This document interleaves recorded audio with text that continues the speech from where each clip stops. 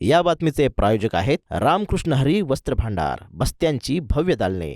आमच्या शाखा नारायणगाव बायपास, नारायणगाव बाजारपेठ, निमगाव सावा, जांबूत, बेल्ढा, आळेफाटा, पारगाव, शिंगवे, ओतूर. आजच भेट द्या आपल्या जवळच्या शाखेला. गुरुवारचा दिवस मुंबईकरांसाठी धडकी भरवणारा ठरला आहे. पवईतील आरे स्टुडिओमध्ये एखाद्या चित्रपटाला लाजवेल अशा प्रकारचं दृश्य पाहायला मिळालं.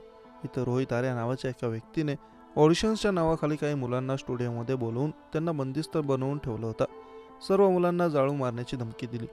सरकारने आपले 2 कोटी रुपये थकवले आहेत. हेच पैसे परत मिळवण्यासाठी रोहित आर्याने हे ओलीस नाट्य घडवलं होतं.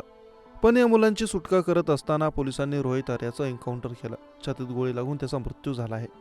पण मृत्यूआधी रोहित आर्याने पोलिसांना वॉर्निंग दिली होती. आपल्याला काही जणांशी बोलायचं आहे, काही प्रश्नांची उत्तरं हवी आहेत. मी दहशतवादी नाही, माझं बोलणं झाल्यानंतर मी स्वतः बाहेर येणार आहे, असं म्हणत रोहित आर्या म्हणाला होता. शिवाय माझी मागणी पूर्ण झाली नाही तर मी या स्टुडिओला आग लावणार असल्याचं देखील त्यांनी सांगितलं. मी रोहित आर्या आत्महत्या करण्याऐवजी मी एक प्लॅन केला असून काही मुलांना हॉस्टेज बनवलं. माझ्या जास्त काही मागण्या नाहीत. माझे काही प्रश्न आहेत. मला काही जणांशी बोलायचं आहे. काही प्रश्नांची उत्तरं हवी आहेत. मी दहशतवादी नाही, ना माझी काही पैशांची मागणी आहे. मला फक्त बोलायचं आहे. त्यासाठी मी या मुलांना पोलीस ठेवला आहे. मी जिवंत राहिलो किंवा नाही राहिलो तरी हा प्लॅन यशस्वी होणार. मी एकटा नाही आहे. मी एक सामान्य नागरिक आहे. मला फक्त बोलायचं आहे. अन्यथा मी या संपूर्ण जागेला आग लावणार आहे.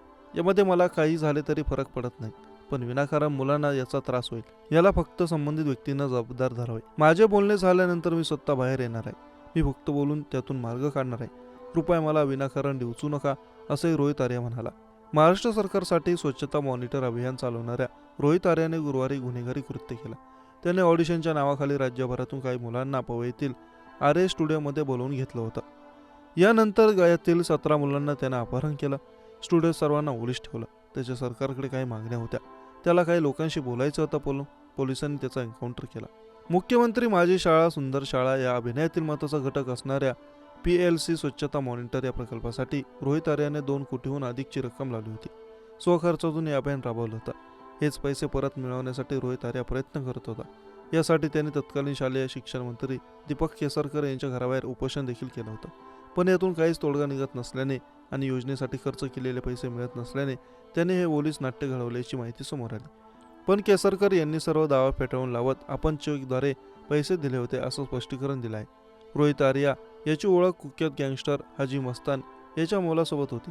त्यांच्या दोघांमध्ये घनिष्ठ मैत्री होती. त्यांनी मिळून पार्टनरशिपमध्ये पुण्यात बांधकाम व्यवसाय सुरू केला होता.